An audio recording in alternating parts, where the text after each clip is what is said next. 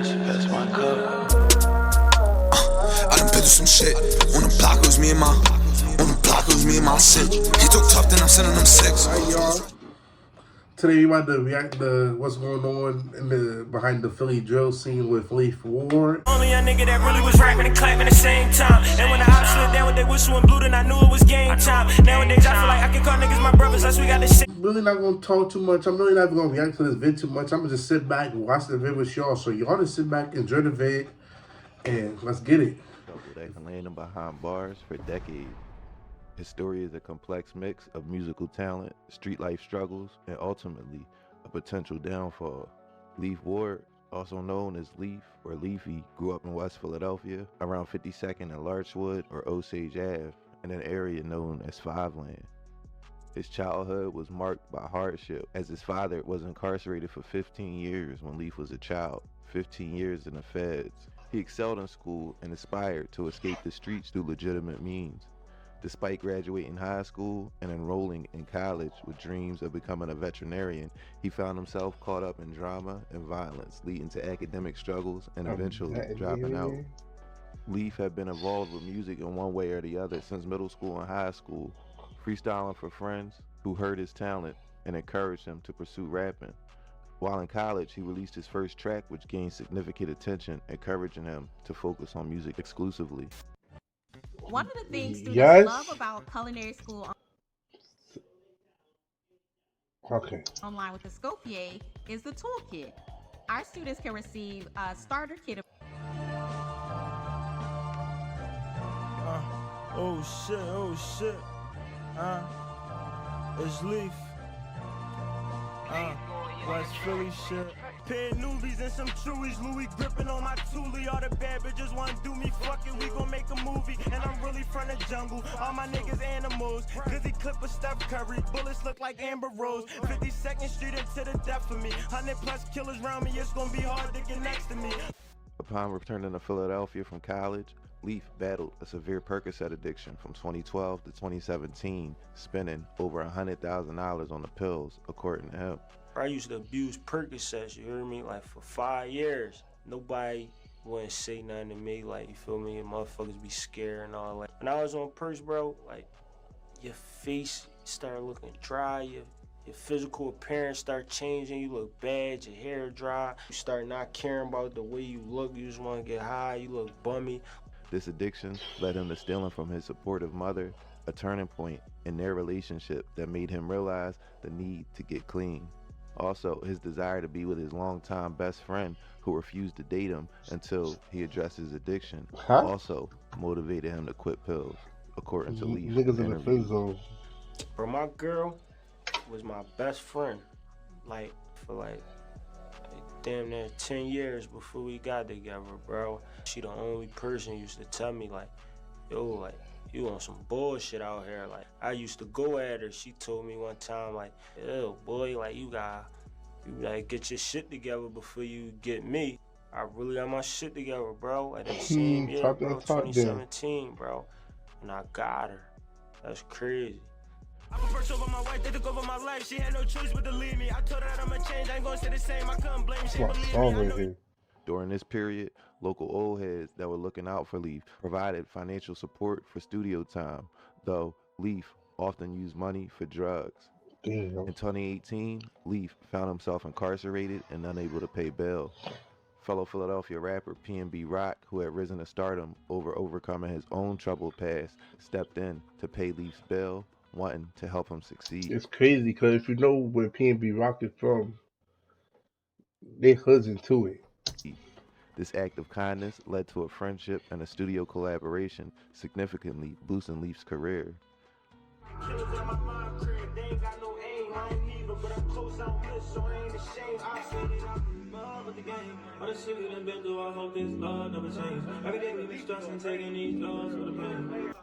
Leaf's music, particularly his They Forgot series, gained him notoriety in Philadelphia. He was known for his raw and honest lyrics, often reflecting his personal struggles and the realities of street life. I don't talk to guy, he don't talk back. Got me thinking, is he really real? Toughest nigga in the hood told. Got me thinking, did he really squirrel? When niggas be Hard down, times made me hard body. Shit was this good. is what They was niggas all listen body. to, So my gang. story and they all copy. I see through him like a autopsy. All of them. Despite his growing success, Leaf couldn't escape the violence in Philadelphia. In one incident, he survived a drive-by shooting in which he was shot in his hand. I've been shot once. One time in my hand. And did that bullet go in and out of your hand? No, it went in, bro. That shit was stuck in my hand, and I had some fragments over here. It went through my 2 fingers. I was driving. That shit came through the windshield, ripped through my fingers, and hit me in my palm. The bullet's been removed? Yeah, it got removed the same day.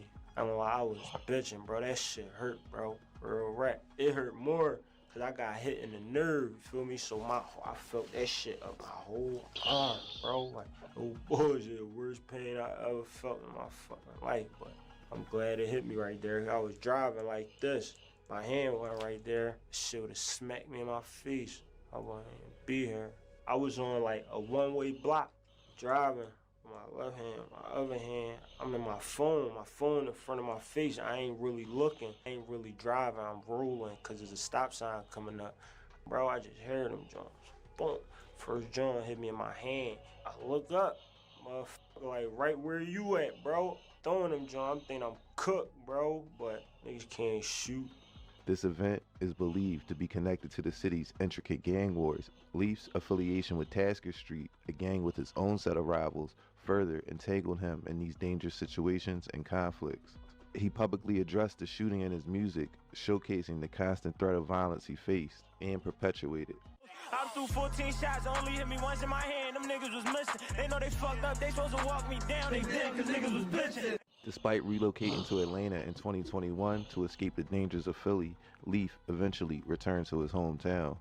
Shortly before his arrest, he experienced the tragic loss of his manager, Rondo, who was shot and killed in Puerto Rico. In fact, I'm making a full video on that situation in the coming future.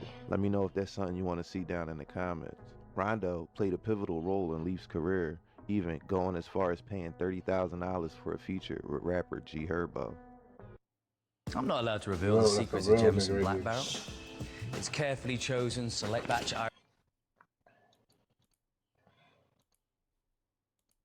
Bro, that shit, niggas set that shit up, bro. That shit was supposed to be 5 bands, bro. We meet them at the studio and shit. They like, no, that shit $30,000. I told him, like, oh, sorry for wasting y'all time.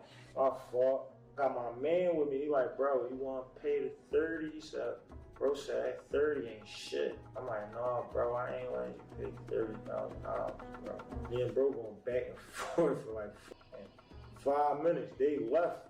Bro said, me, pushed me out of his way, ran outside, knocked on their truck door. He said, he'll tell her he won it. He said, telling right is the best fucking bars. My man, double R. The circumstances surrounding Rondo's death remain unclear, with rumors suggesting that he was involved in selling drugs and other things in the street beyond music management. This loss deeply affected Leaf, who admitted that the pain of losing loved ones never truly fades. In August of 2023, Leaf Ward was arrested in Philly after being caught with a stolen vehicle. During the arrest, he attempted to discard a loaded Glock pistol equipped with a conversion switch, turning it into an illegal machine gun, according to the FBI.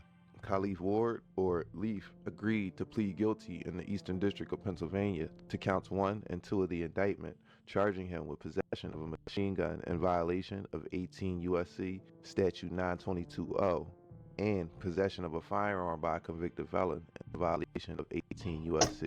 Section 922G. I don't know if I get 1 view or 100 views, but I'm on probation.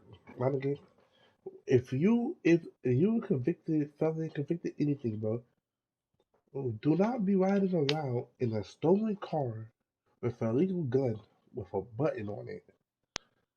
Like, come on, common sense. If you gonna have your plate or something in the V, button all that, why you in stolen V's where they go to track the V down? Why you not in a regular car where they run the license plate, come back like, oh, let him keep going. You in stolen V's with pipes as a convicted felon. All stemming from him possessing a loaded machine gun in Upper Marion Township on August 16, 2023. So, in order for the government to prosecute you with these crimes, for the first count, possession of a machine gun, they have to establish that the defendant possessed a machine gun and that the defendant did so knowingly. The government must prove that the defendant knew the firearms had characteristics of a machine gun, in this case, a switch. The term machine gun means any weapon which shoots, is designed to shoot, or can be readily restored to shoot automatically more than one shot without manual reloading by a single function of the trigger. The term shall also include the frame or receiver of any such weapon, any part designed and intended solely and exclusively, or combination of parts designed and intended for use in converting a weapon into a machine gun, and any combination of parts from which a machine gun can be assembled if parts are in possession or under the control of a person. Basically, if you have a gun and you in any way convert it to fire more than one shot with one pull of the trigger, they consider that a machine gun. So a switch converter put on the back definitely falls under that definition according to the government. Leaf was also charged with being a felon in possession of a firearm. To prove that, the government must prove that the defendant had been convicted of a felony, that is, a crime punishable by imprisonment for a term exceeding 1 year. Your crime had to be punishable by more than a year in jail for this rule to apply to you. Also, the defendant must be aware that he had been convicted of such crime. So if for some reason you have dementia or some sort of memory loss, this might be one of your defenses in this situation. Also, they have to prove that after the conviction of the felony, the defendant knowingly possessed a firearm or ammunition, and that the firearm or ammunition was or affecting interstate commerce. On count 1 of the indictment, charging him with possession of a machine gun, the maximum term of imprisonment is 10 years, followed by 3 years of supervised release and a $2,500 fine. And this is the maximum, like I said. On count 2, possession of a firearm by a felon, the maximum term of imprisonment is 15 years, followed by 3 years of supervised release and a $2,500 fine, for a total of 25 years, 3 years of supervised release, and a $500,000 fine. That's the maximum Leaf could face in this situation. Now, in all likelihood, Leaf isn't going to do 25 years, obviously, but this shows the severeness of carrying around an illegal gun with a switch. People carry illegal guns for all sorts of reasons. Most of the time, it's for protection. Leaf and people like him with felony convictions are caught between a rock and a hard place in Philly. If you follow the law and don't carry a weapon on you as a convicted felon, then you can become a victim. If you don't want to be caught without needing protection, you have to carry an illegal firearm. And this, in my opinion, is what happened with Leaf. On the night in question, I don't think he was out on a mission with his illegal gun and planning to use it. I think he had it on him for protection, and he was out to eat with his girl, and then this followed.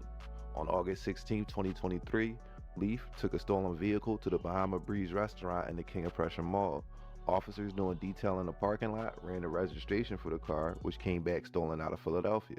Law enforcement called the rental company, and the representative stated that the car was not returned for over 2 weeks and was reported stolen.